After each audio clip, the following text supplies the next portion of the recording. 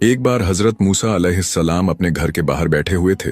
तभी एक फटेहाल इंसान कांपते कदमों से हजरत मूसा अलैहिस्सलाम के पास आया। उसका बदन धूप से झुलसा हुआ, आंखें सूजी हुई और दिल बोझ से भरा हुआ था। आते ही वो जमीन पर गिर पड़ा और रोते हुए कहने लगा, ऐ अल्लाह के नबी हजरत मूसा अलैहिस्सलाम, मैं बहुत गरीब हूँ, दिन रात मेहनत करता हूँ, मगर कभी पेट भरकर खा नहीं पाया। अगर मेरी रोजी तय है तो अल्लाह से कहिए कि मेरी पूरी उम्र का हिस्सा मुझे एक ही दिन में दे दे, ताकि कम से कम एक दिन चैन से जी लूं। हजरत मूसा अलैहिस्सलाम ने उसकी बात सुनी और नरमी से सिर हिलाया। फिर तूर पर्वत की ओर रवाना हुए, जहां वो अल्लाह से हम कलाम होते। उन्होंने इल्तिजा की, ऐ मेरे रब, एक बंदा है जो टूटा हुआ है, थका हुआ है और तुझसे ये मांग कर रहा है कि उसे उसकी सारी रोजी एक ही दिन में दे दी जाए।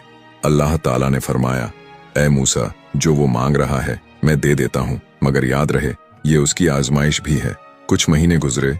जब हजरत मूसा अलैहिस्सलाम दोबारा उसी इलाके से गुजरे तो आंखों ने वो मंजर देखा जो उम्मीद से कहीं ज्यादा था।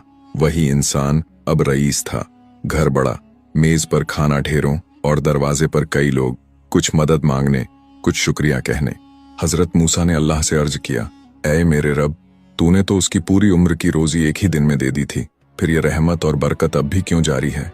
अल्लाह ने जवाब दिया, ऐ मूसा, जब मैंने उसे दौलत दी तो उसने उसमें से सिर्फ एक दिन का हिस्सा अपने लिए रखा और बाकी सब मेरी मखलूका में बांट दिया। उसने भूखों को खिलाया, यतीमों को सीने से लगाया, मुसाफिरों को आसरा दिया। अब वो मेरा बन गया है और मैं उसका। वो देता है और मैं उसे लौटाता हूँ।